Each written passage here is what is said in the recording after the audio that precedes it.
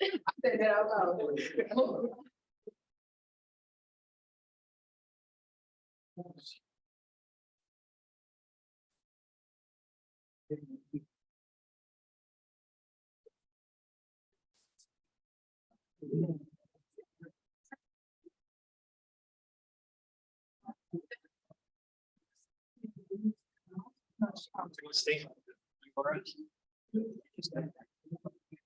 That's right. It's a plan, but no, it's too long. Stan, what can I do for you?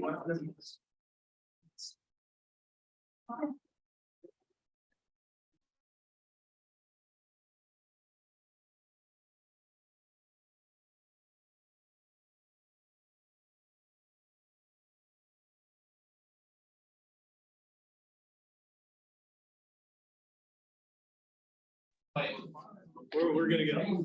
All right. That's good. We have a quorum here today. I'm gonna call the meeting to order here at 2 o'clock. Our March 16th Waco MPO Policy Board meeting. MPO staff, has this meeting been posted? Yes, it has been posted. Are there councils that should be called into the session? Mayor, I think you need to call or something. Yeah. Call a meeting of the Waco City Council order at 2:01 p.m. Great. We will now, the first part of the agenda here today is the public hearing. We provide an opportunity for the public to address the MPO Policy Board on any agenda item. Please complete a speaker's registration card with MPO staff. Speakers will be allowed one presentation at the beginning of the agenda for each agenda item the speaker wishes to address. Please note that each action item will have a separate public hearing later in the agenda. Speakers have the option of addressing the board at either time, but you will be allowed one opportunity to address the board per agenda item. Under items not on today's agenda, there's a separate hearing of the visitors at the end of the meeting. Staff, do we have any registered speakers? We do not.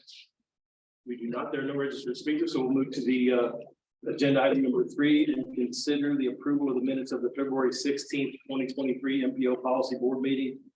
A copy of those minutes was provided in your meeting packet. Are there any corrections to the minutes as submitted?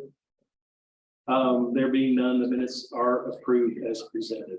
We have 3 items today, kind of action items that Mukesh will be going through, and we're down to item number 4. Review and discussion action item regarding the carbon reduction program, call for proposals, and formation of an evaluation team. Dr. Kumar. Thank you. So we have been talking about carbon reduction program now for at least 6 months, and prior to opening the call for proposal, we have been able to figure out the call for proposal process. And also with the working group, bike and ped work group especially, and the technical advisory committee, we have been able to come up with a fairly streamlined process for evaluating these proposals. And so today I wanted to go over some nitty-gritty of it and also make sure that it is on everybody's radar, and so that you can direct your staff to make sure that this wonderful opportunity gets taken advantage of to the best of our ability. And we are here to help in the process. So the first thing I wanted to make sure that we are all aware of, and this is beyond what we have been talking about until recently, that we had roughly about $550,000 a year through direct federal allocation for this program. But under the draft UTP from TxDOT, we also have $2.1 million that we can allocate currently. And total of it goes up to about $7 million for 6 years, which is a reasonably good chunk of money with which we can actually make some difference in the process.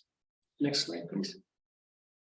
So the way we are, so opening date based on your decision previously was March 1, and that call for proposal is open on our website. And what we have done is we have started accepting the proposals. We have had some outreach effort, and we have had some discussions with some of the cities locally about the projects that they may be considering. And all the information is on our website, including the sample application now, which we, as some of you probably looked it up before. We wanted to make sure there is a sample application there which shows and describes all the 6 criteria on which we'll be evaluating the proposal. The closing date is May 1, and the way overviews are going to occur is that on the May 4th TAC meeting, there'll be a 3-minute overview of each proposal. So each municipality that is submitting a proposal will be there to describe their projects for 3 minutes. And then there'll be a 5-minute question and answer session with the evaluation team, which will be there at that TAC meeting, and they can ask any question and the sponsors will be explaining it. Next slide, please. So our proposal evaluation period is going to be from that May 4th TAC meeting through May 19th. And TAC members are going to evaluate the submitted proposal with the entire evaluation team. And at the June 1 meeting of the TAC, we will decide the recommended set of projects from the TAC to the policy board. And then at the June 15th meeting of the policy board, you will be adding, modifying, editing, or approving the set of projects that we would like to fund. Next slide. So this is what it is going to look like. The grant opportunity section of the MPO website is where this is located right now. And there's a link to the proposal submission form. You click on it and it walks you through each of those questions that you have to answer. We have intentionally tried to keep it as simple as possible so that it does not take up a lot of your time. The most important part here really is to find out where the location is. And that's probably going to be the most time consuming part of it. The rest of it is fairly streamlined. And so I do expect that whoever you assign the task to look into submitting this proposal actually has much easier time submitting it. Next slide, please. So this is one of the items that we want policy board to recommend, and also we want you to make decision on. So we have to have an evaluation group. Currently in the evaluation group, we have 3 members from the TAC. And TAC has nominated 3 members at its last meeting. There's 1 member of bicycle and pedestrian work group, and they nominated 1. And there's 1 person from the City of Waco's Office of Resiliency and Sustainability, who is sort of the center person for a lot of carbon reduction program in the process. So these are the people who are already nominated on the evaluation team. We would ideally like to have at least 2 more members that the policy board recommends, and so that we have sufficient number of people, because I'm assuming that some of the people on the evaluation team, their own municipalities may be submitting a proposal too, so they will have to recuse themselves from evaluation process. So ideally, you would recommend at least 2 more people to add to that evaluation team, and then set the evaluation team and give us the marching order to go ahead and convene a meeting for them, for the evaluation team. Next slide. So that's overall. If there are questions, so we can discuss them further. Any questions for Mukesh on this issue? It's an interesting deal that comes from this offer proposals. So we originally thought it was going to be $500,000, and then it turned into $500,000 for 5 years. So it's a $2.5 million commitment for funds that we can get into the MPO or into the county.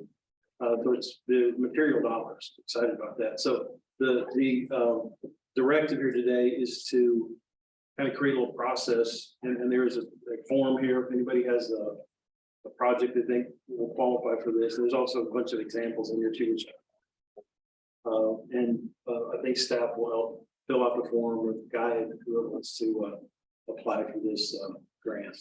So I'm supportive of it, and I think we're going to just do a vote here saying, should we continue moving forward with it or not? Yeah. So that's kind of the issue here. Stan. Just for clarity, the proposers would be municipalities. Municipalities. Yes. And so not private organizations. That is correct. Yes. So if someone has an idea for a project, they will still need to go through their municipalities. Okay. And the allocation of funds across years, I know I'm not sure about this category. Most of our categories, we can front load. Can we combine these years if we have bigger projects? I believe so. Yes. Yes. Good question. What would be an example of a project? So there's a fairly long list. So most of the transit-related projects are automatically eligible. Then bicycle pedestrian projects, including any kind of carbon sequestration projects, so which would include even tree planting, for instance. So those are all eligible projects. There's a fairly long list of projects that are already listed on a set of eligible projects.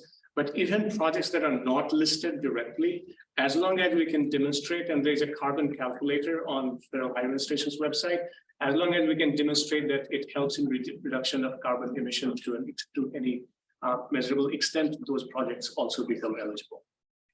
Commissioner Jones' question is what projects are eligible. That was my first question too, when we started talking about this, and there is a list in the package. If you dive down into the information, it gets even, there's more and more lists that get into more detail on what possibly could be eligible, so. It's fairly expensive, so it's quite a bit. Okay. And Councilmember Griffin. TAC has already made the recommendations of the team on. Yes, so right now on the evaluation team, I think Zane, you are on that evaluation team. Amy and Erasmus Mo is from City of Beverly Hills, serves on TAC. And we also have Eric from the Office of Sustainability and from Grayson Meek from Bike and Ped Work Group. So those are the 5 we already have. We would ideally like to have at least 2 more people. In fact, this is one of the projects where I think that the expertise from the TxDOT Waco district engineers would be helpful to have one of them serve, especially since one of the criteria is to evaluate the project readiness, whether the project can be launched very quickly or not. So It is, and sorry for the multiple questions, is TAC going to, I mean, cities are going to submit, municipalities are going to submit whatever projects that they deem, worthy, but is there any particular thing that the MPO is leaning towards? I mean, because like when I was looking at the things, I'm like, well, this makes sense and this makes sense, but you got to do this before you do that. So it was those kinds of things. So how is it just in accordance to our strategic plan and our priorities, and that's what? So we have set of current priorities, which is part of our current MTP. We have started the process of having some discussions about the next MTP, but in between, in all the discussions we have had, it was a fairly public process. We tried to define what some of our preferences might be, and that's what is reflected in the evaluation criteria. And so evaluation criteria, for instance, there were several things that came up. For instance, does the project have already had some public engagement? So that's one of the criteria that we use. And so we try to keep it as short as possible, but still reflect some emphasis areas that we would love to see. Because I certainly text out one that, well. Great. Yeah, great. So there's me in it. Yeah, great. So we have one. We would like one more. We were going to name you if you didn't show up, Stan. All right, good. So this, we're gonna go a yay, nay here on moving forward. This is a super approval, and just giving, the catch to Pamela back, keep going forward. So all those in favor of moving forward, say yay. Yay. All those not in favor, say nay. Okay, so we'll move forward to that. I'm gonna go to the next item, but before I do that, I wanted to welcome, we have some special guests over here today, and I wanted to make sure they were recognized. We have Barbara Maley with the Federal Highway Administration over here. And we also have Todd Gibson and Bridget Gonzalez with TxDOT Austin. Let's give them a welcome round of applause. For coming to our MPO meeting and seeing the process. Appreciate it. On to item 5, the discussion and action regarding pavement bridge targets 2 and 4 year targets. And next slide, please. So each year we set some performance targets. So far in the recent last 3 months, we have gone through safety targets, also and travel time reliability. This is yet another performance measures that we typically use as part of our planning process, as described in this graph here. And what we do is that we, instead of only thinking about the planning process, this is the time when we actually do an evaluation, and it allows us to give an idea whether we're doing well or doing poorly, if there are things that we need to be doing differently or improving or changing our planning process in some substantive way. And so this sort of becomes the outcome measurement that we typically do. And today, this is the last one for the year that we're going to bring up, is the target related to pavement and bridge condition. So next slide, please. So typically what we want is an assessment of what the state of good repair is. And state of good repair typically means that the percentage of our roadway lane miles that we can consider very good, or at least poor, at least fair. When it's something starts getting into the poor category, that's when life cycle cost and operational life cycle of the project itself becomes an important criteria in our evaluation of what should we be doing about the project. So the reason why we do this state of good repair assessment is because it ensures safety of our traveling public. It also ensures long-term operation of the transportation infrastructure assets in a meaningful way. And at the same time, there is the mandate for maintaining a transportation asset management plan. And this outcome measurement is an output with which we measure whether our plans work or not. So we typically do a condition tracking. It is a federal requirement for both states and the MPOs and the national highway system. And we typically make the distinction between national highway system and the non-national highway system that we maintain. Here is a map. Next slide, please. So here's a map of what we have. I-35 is the national, is the interstate, and all the non-interstate are in red lines here. Next slide, please. And so for 2018 and 2022, those are the outcome measures that we had approved previously. And it was first required in 2018, 4-year statewide performance target. That was the last time we did. And in 2020, we did a mid-performance period progress report. And based on that, we adjusted our results bit. And end of period assessment was done in 2022. And the executive summary of that was included in your packet, which also describes why do we call something very good or fair or poor. And the new assessment period that for your consideration today is for the period 2022 to 2025. And again, these work from 2- and 4-year cycles. So we set a 4-year target, but we make a midpoint revision at the end of 2 years. Next slide, please. So the targets you're looking at is about 63.6% is the 4-year target for NHS, that's I-35, and 0.2% for poor. We expect us to meet the target, especially with I-35 having been completed. And as we are planning for I-35C, we expect to comfortably meet this target. For non-interstate highways, we're expecting 46% to be good and 1.5% to be poor, and that's our 4-year target. Again, we do expect to meet those targets as well. And the point of that really of this is that roadway conditions on the state maintained highways in the McLennan County, they are in fairly good shape. That's what the takeaway is. For the bridges, we noticed that 47.6% is the target for good, and only 1.5% the target for the poor. Quite a few bridges on the I-35C portion of it require some certain amount of help, and so those are really the most important concern for us. And so that's included in this target, and so we expect to meet that target as well. Next slide, please. For the pavements, we typically do the roughness rating, cracking, rutting, and faulting. And for Waco area, for the entire McLennan County, you can see that it is not, the conditions are slightly worse than what overall the state maintained road. And 47% are rated good, but we noticed that across the board, other than faulting and roughness, we noticed that poor category for cracking, rutting is not a major concern, which typically whenever there is soil shifting, those are typically the problems that we notice in them. Next slide, please. So for the Waco area, what we have is the 16.9% of the national highway system, I-35, is considered good. 4.5% poor, 38.5% of non-NHS and good, and 0.7% poor. Takeaway from this for the proposed target is that good condition targets, we expect it to go up slightly to 63.6%, and the poor condition to decline to 0.2%. Non-NHS, we expect it to get better at 46%, and the poor condition 1.5%. For the bridges, good condition bridges are 47.3%. I'm not sure how visible that graph is, but again, the good condition target for 4 years, 47.5%, poor condition 1.5%.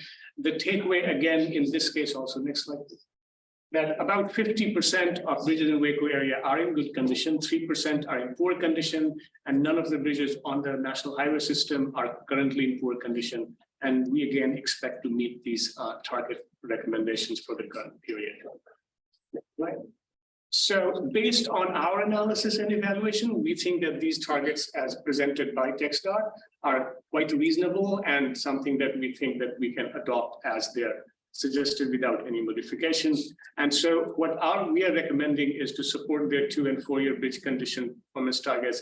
And we are also going to be evaluating this support in 2- and 4-year target after the public process. We had presented exactly the same information to the TAC, and their recommendation was to move ahead with the public input schedule. And the public input schedule is going to look like March 20th to March 29th. We will have a public comment period and we'll have a public meeting at March 20th at 12 at noon. And the TAC will make the recommendation to the policy board during its April 6th meeting, and we will hold a public hearing during this policy board meeting on April 20th. Next slide. And so we are requesting for you to give us the go-ahead to begin the federally mandated public input process. Are there any questions in Mukesh? In looking through this, we're basically supporting what the state has suggested. Yes. Right. The only one that kind of alarms me, we're not alarmed, we're behind on the pavement. But the other ones are kind of right in there. Is there any, here's my question, is there any repercussion or penalty if we don't somehow meet these goals, or what's the impact? At this point, we don't. The expectation is that whenever we notice some of these along any number that concerns us, that we include that as part of our planning process. So there is no reward or penalty. So there's no reward for meeting the target, and there's no penalty for. Yeah, I just want to make sure that wasn't linked to funding or anything. No, it's not. Okay. Any other questions on this topic? We're going to again have Mukesh move forward by saying yay or nay. Those in favor say yay. Yay. Those opposed say nay. Sorry, I didn't. All right. Moving to the next topic. So, update discussion. Remember item 6. There we go. Review discussion action regarding the comprehensive safety action plan kickoff and workshop. Next one. So at the last meeting we had announced it. So we had received the SS4A grant of $560,000 from the Federal Highway Administration and $140,000 for a match for a $700,000 grant to develop a comprehensive safety action plan. We are in the process of figuring out all the necessary grant execution that needs to occur before we can formally start the process. However, we had Farm and City is a nonprofit organization that has received a grant from TxDOT to do some safety workshops across the state. And so they reached out to all the MPOs and they reached out to us also, and they're trying to schedule a workshop, safety workshop for all the municipal leadership team, as well as police and the fire and emergency services who should be part of this. And so what we figured that based on our conversations, the best day to do that actually might be the policy board date itself. And so that's April 20th. And that way, for some of you who can be here for the entire day at 9 o'clock in the morning, you can be here from 9 till 12, then we'll have an hour of lunch, and then we'll have another 45 minutes of workshop, and then we'll cut away for the policy board meeting. And we invite everybody else to either stay or they can leave for the policy board meeting. And then once the policy board meetings will continue with the remainder of the workshop. And so that's what we are expecting to occur right here. That way it will be convenient for all of you, as well as anyone else that you would like them to be here. Next slide, please. So in the workshop, our objective is to jointly engage with TxDOT so that we can make our own contribution to Vision Zero initiative.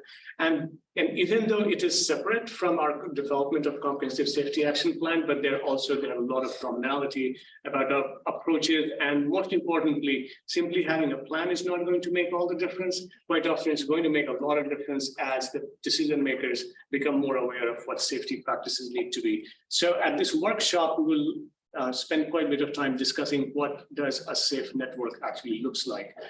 We'll identify project priorities according to safety impacts and equity, and at the same time, safety-oriented decision-making framework itself needs to be important and be considered. So that's what we're going to be discussing. Here's the graphic representation of how the action plan grants to implementation grants would work. But tentatively speaking, we are also treating April 20th to be sort of a kickoff for our comprehensive development of our comprehensive safety action plan. Hopefully we can complete all the all the execution of the federal forms that we need to sign for the SS4A grant. Next slide, please. And so during that, what we're expecting is we'll bring the traffic safety, public health, schools, bike walk, community, neighborhood association, planning, engineering, emergency service providers, law enforcement, as well as communication providers as part of that workshop. And we also want to convene a safety task force that will guide the development of the comprehensive safety action plan throughout the process. So that workshop is going to occur on, well, with your approval, the workshop will occur on April 20th. We haven't decided yet. We have been working, waiting for your approval. And once we have that, that will also technically be the kickoff date for our process for developing comprehensive safety action plan. Any questions for Mukesh on this? Basically, we're going to have this workshop on the 20th, April 20th, and hope people can attend. It will be regarding the comprehensive safety action plan. It is important that you do direct most of your all the people who are engaged in the design and project implementation of roadway or sidewalks or any of them, that they do attend this workshop. We will select several of them. I'll request several of them to actually continue to serve on the safety action task force. And we expect this task force to be at least 15 to 20 member strong task force who will continue to direct the entire planning process. All right, so we're going to consider this action here, holding this meeting on the 20th. Those in favor indicate by saying yay. Yay. Those opposed say no or nay. Dylan, don't say. All right, item 7, update and discussion from the technical advisory committee. Zane. No update today. Zane. All right. Thank you, Zane, for that update. Item 8, discussion updates from TxDOT regarding significant highway construction within the Waco metropolitan area. This is the part of the show where Clayton's not. I'm immersed your bubble. I have no new photos today. No aerials, no drone footage. No, sir, not this month. I got some new ones for 6. I got some new ones from all the mall, but not the interstate. Waco Drive 88, continuing to work on finishing up the plat work. Kind of the big thing you'll see coming in the next couple of months is getting the power switched over from old signals to new.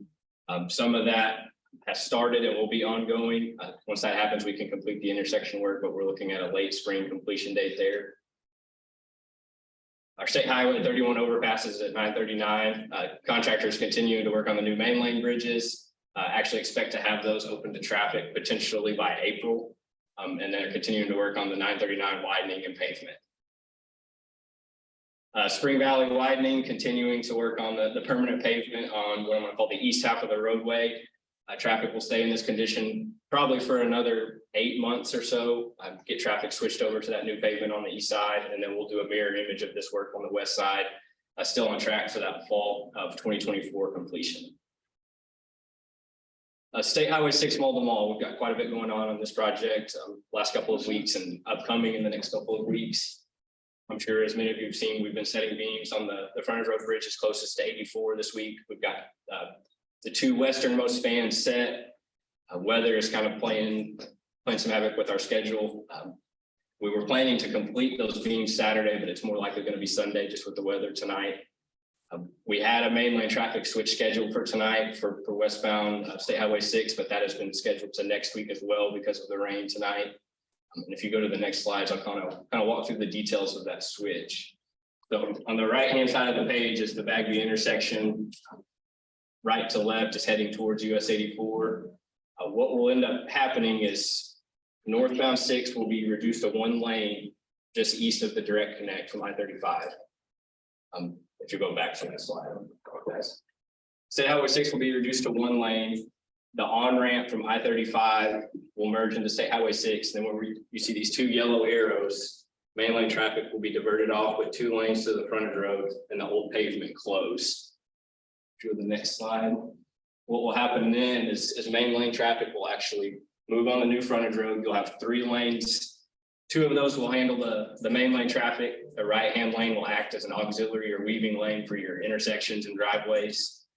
And then moving to the west. If you go to the next slide.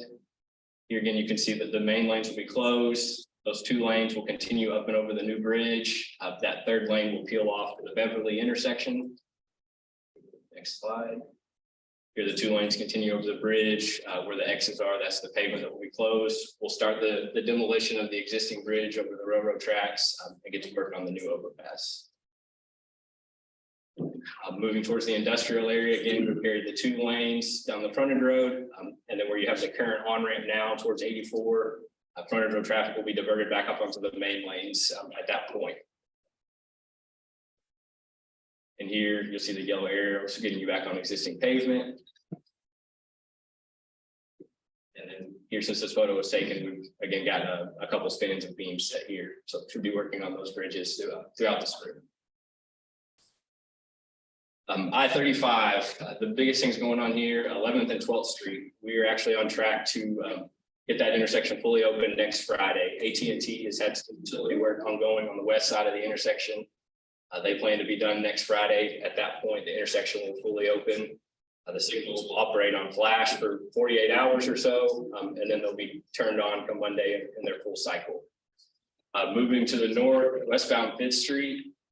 Weber's been in there working on some of the remaining drainage and sidewalk work. We'll actually be able to get 3 lanes open up there tomorrow, as long as we don't wash out tonight. So you'll have 3 lanes coming out of downtown on 5th Street to the interstate. There will be a little bit of sidewalk work, some other pedestrian elements to finish up over the next couple of weeks. But again, I expect that to really wrap up mid-April or so. And then yes. Who controls the timing of those lights? So right now, since it's under construction, it's us. Okay. They're on just a timer right now. Until we get the last ped pole set at this particular corner, we can't go to detection. Okay. Because once that element goes in, then the whole system can talk, but we need the whole system in place before we can do it. So that would be. Ideally, you're looking at early to mid-April. Okay. That'll be running on full detection. 11th and 12th Street. We won't have that issue when it gets turned on Monday. It'll have radar on, it'll have full detection, so it won't just be on a set timer at that point. Because look, that's not even my district, and they calling me about the ones that are like, I'm like, Right. I don't know who controls it. I understand. But thank you for answering the question. Yes, ma'am. Not just blame. That's it. Should have been the default. What's all in the punch List, there's a lot of general cleanup. There's some point and patch on our concrete elements on the job, vegetation establishment. Again, it's mainly detailed type cleanup work. What do you think it's like a month of punch list work? Ideally somewhere around there. Yeah. Is there any discussion on what the traffic flow on the view? The traffic flow. So You're talking the north to south U-turn. the north to south, people are getting off and then coming down, going immediately to the right. It's dangerous. There's already been several issues, so I don't know. We want to get signal on detection. Okay. And get into our final configuration. Okay. We talked about that. Most likely we're going to cut off that right with something along that stripe. Okay. It's going to be some splashback, obviously, some visibility, but safety. Right. Correct. So, well, we've been keeping our eye on it. Once we get into final traffic operations in that intersection, we're going to address that. Yeah, it's. I hear you. We know that. We watch. Yeah, I read about it and then I experienced it. And moving up from 4th and 5th Street, University Parks, it's in final configuration. You've got some cleanup work to do there. that's one of the services that still needs to be set, electrical services. That's tied to the pedestrian elements there. So once that's all tied together, you'll see detection of that time and cleanup as well. Brazos River, working primarily on the north side of the river right now, getting some of that retaining wall work cleaned up. You'll get roughly 2 more weeks of retaining wall work, and then we'll fall to the grading and sidewalk work. So again, right there in that mid-April timeframe, you should see that pedestrian path restored from west to east. From there, all the way up to the north end of the job, you've got traffic and final configuration, and it's in general punch list, flat work, cleanup type work. That will open it up. Any questions or particular? Well, when do you think we won't be talking about this project? April? I knew. I would imagine you'll get one more update in April, and then I may, The punch list won't be closed out in April. I would expect us to be working on a bunch of items probably in May. In May. Yeah. But again, you're talking non-traffic impact type work at that point. What's going on between, on, right at the south side of the river, in between the two, is that for the pavilion, or are they still finishing work in there? There, you've got both things ongoing there. The pavilion work is obviously right there behind Clifton Robinson Tower. We've got some work, we're gonna restore a pedestrian path under the Brazos River, but we're coordinating with the city with some of their future plans there as well. As part of our project, you will have a path restored on that side as well. This is right in the middle. Right, and it looks like maybe they're finishing the wall or something like that. Oh, that's the retaining wall work I was referencing, yes. Okay. So before we started, you had the existing frontage road bridges, and there were retaining walls that sat underneath the abutments. We actually had to deconstruct a portion of those to get access and build the main lane bridges, built a new set of walls. So now we're building that back up and making that connection back together. So, Right, contract like construction perspective, or like how you structure the contract, is it? I guess you incentivize the contractor to focus on the main lanes first. Is that why the punch list is? So the major focus of the milestones was the main lane pavement, yes. So the first milestone was getting traffic off of old pavement. The second one was getting them out of the head-to-head shoot configuration. And then kind of the substantial completion milestone was getting traffic roughly into that final configuration. Then with the punch list coming behind it. That's everything.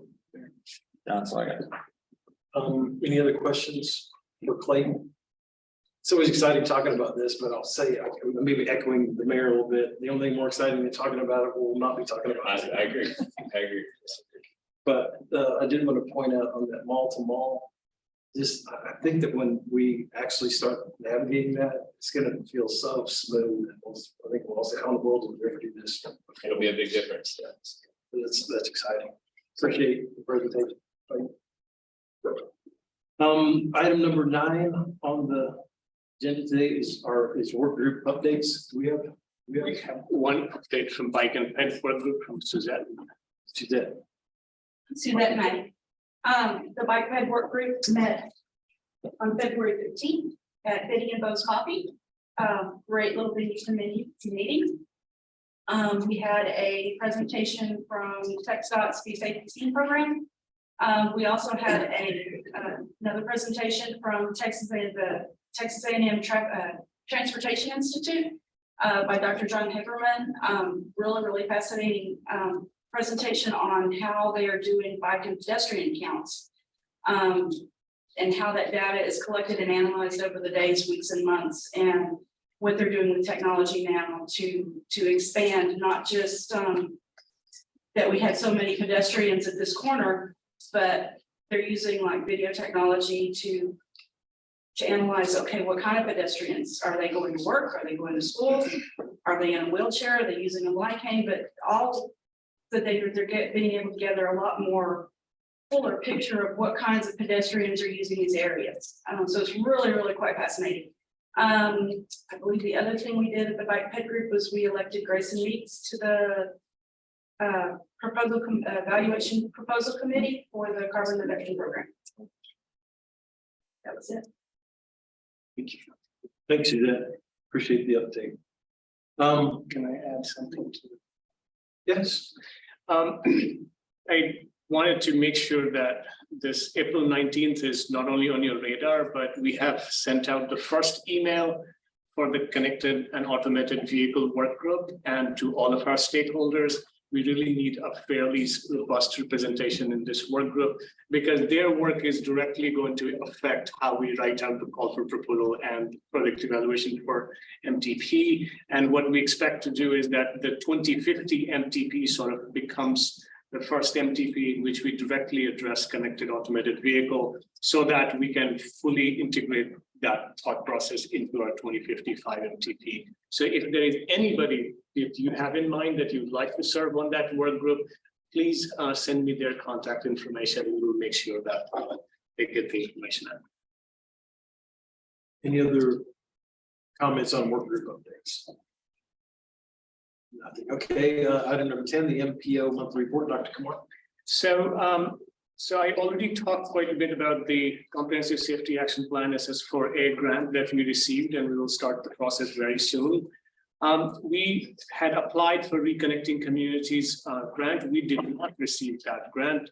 However, we have requested a debriefing and we plan to resubmit that in the next notice of funding opportunity. We also submitted the RAISE grant on February 28th, and this had to do with Smart Network Corridor that we would like to create a scalable, equitable model that we can then implement across the board. So we expect to hear back from them by June whether we receive that or not. The local fund creation, I wanted to mention that each one of you should be receiving a letter from me requesting your contribution to the local fund by the end of next week, so by Friday. And if you don't hear from me, that means somehow I did not get there.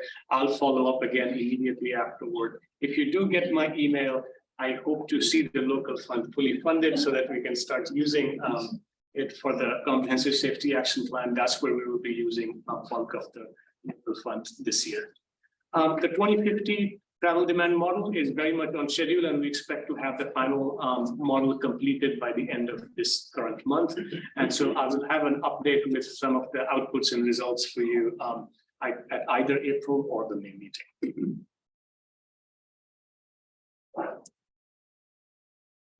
There are a few public announcements. So TxDOT will be holding a public meeting on Tuesday, April 18th at 4:30 p.m. That is the tentative date regarding US 84. And this is for FM 6095 to Lake Air Drive.